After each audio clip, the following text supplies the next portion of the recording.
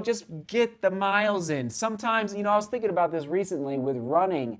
There's a lot of runs that are just so simple and so, I'll almost say bland. Not that you dislike them, but they're not.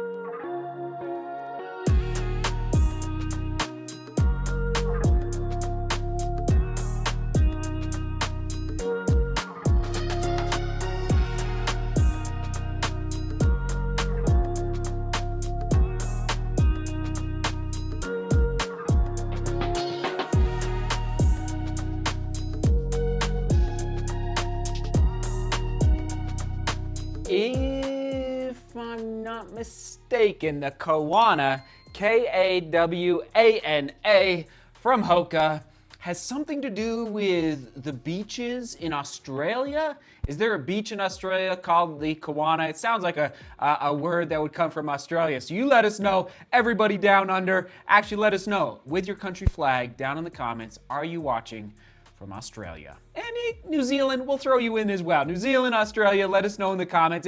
The Hoka Kawana, a brand new road neutral running shoe from Hoka in 2022.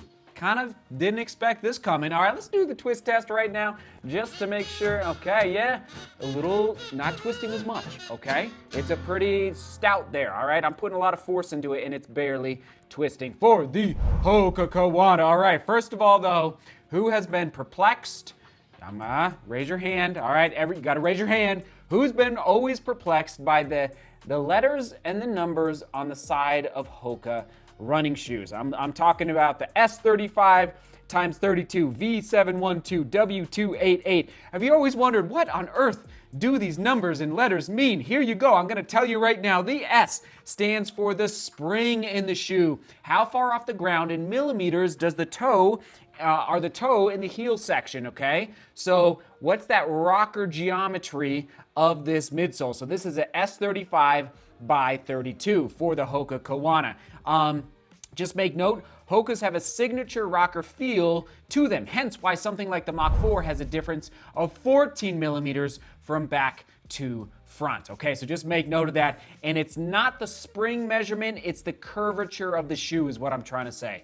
All right, for that midsole, that's what the S stands for. The V is the volume of the midsole. So how much cushion is inside that midsole in cubic centimeters, okay? So this is V712. So I think 712 cubic centimeters. And then last but not least, the weight of the shoe in grams, 288 grams. I don't know if that's for size 9 or if that's for this specific. Well, actually, let's just weigh it right now. Let's put it on the scale. Women's size 8, men's size 9 on your screen. Okay, and I already did the drop. Okay, so 9.7 ounces. Let's just hold on here. Hold on.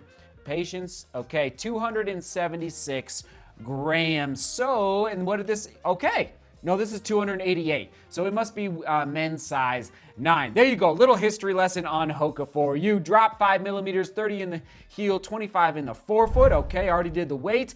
We're looking at a recycled engineered mesh. Very standard mesh. Standard feel through that toe box. Nothing to write home about. Not incredibly breathable. I love the tongue though, Hoka. It's nice tongue, semi-gusseted, plenty of padding. If you're somebody that does not like to feel the laces on the top of their foot, this tongue will work for you. Eyelet chain, maybe a little, loosey-goosey. I won't quite say sloppy, but just a little loosey-goosey through that eyelet chain. That could probably be cleaned up at some point. And then that classic heel flare, which is basically in all Hoka shoes at this point, there at the back of the heel counter. Nice and flexible there. Actually, yeah, nice and flexible there. No issue. And a little bit of extra padding inside the heel counter. Overall lockdown and overall scores, there you go on your screen. I'm pleased.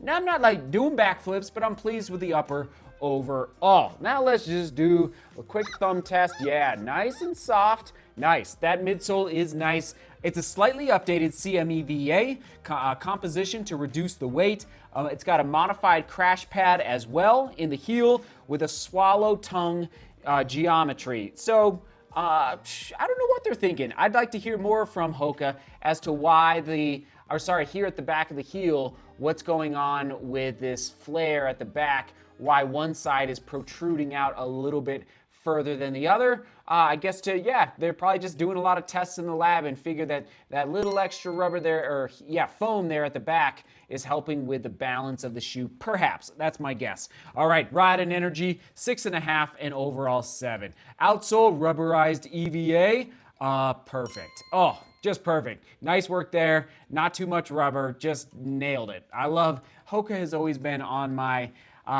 side of the argument with respect to how much rubber should be on the outsole of shoes. Fit, true to size, okay. Comfort, 7.75 out of 10. I think it could go up. I think, it's definitely not, I'm trying to think of, it's not Rincon type of comfort. I'll just say that much. I'm trying to think of, maybe it's more in the lineup of Clifton, a little less comfortable than the Clifton line. I'll just say that much, roughly, okay? It's hard to compare exactly, but roughly a little less comfort than the Clifton lineup. Positive is the tongue. Drawback, a little lack of flexibility in the midsole for me. I'd want just a little more twisting action, just for me personally, okay? Now, if you like a shoe that has a little more uniformity, rigidity to that midsole, this might work out well for you. I would suspect that I would like this shoe more after 150 miles. I bet it would. I bet it would open up a little bit once it's broken down more. So, there you go. Price point, $140. I'd be much happier in 120 to 125 range, Hoka, okay? 120, it just, I think it's moving up a little too much, and, how would I use this shoe? I forgot to mention, it definitely is in the easy day category for me. Could be a long run, though, shoe for you if you prefer just, again, a little more rigidity to that midsole ride. Nothing crazy, but just a little bit, all right? It's not an ASIC shoe by any,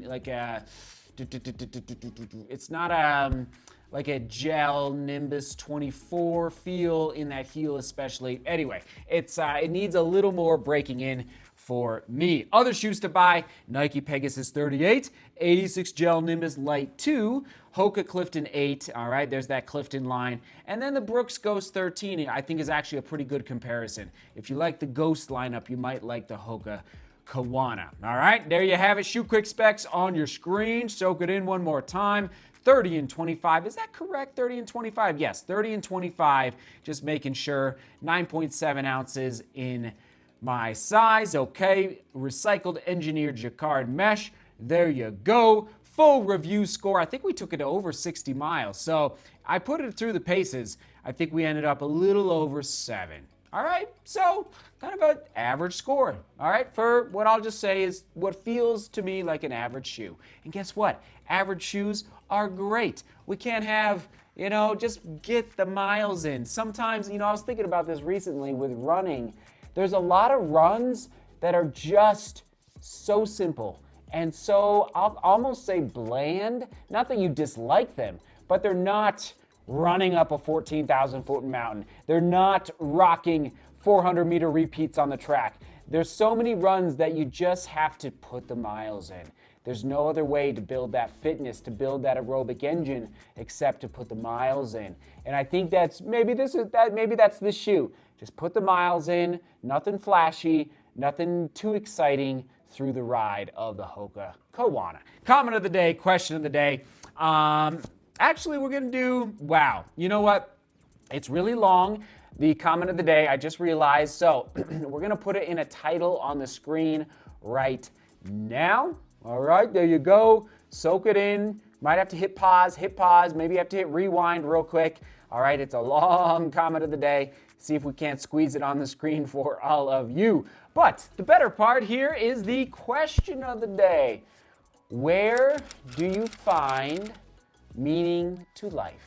I went there. Where do you garner the meaning of your life, okay? Where do you find meaning to your life? There's probably a lot of different ways to ask this type of question.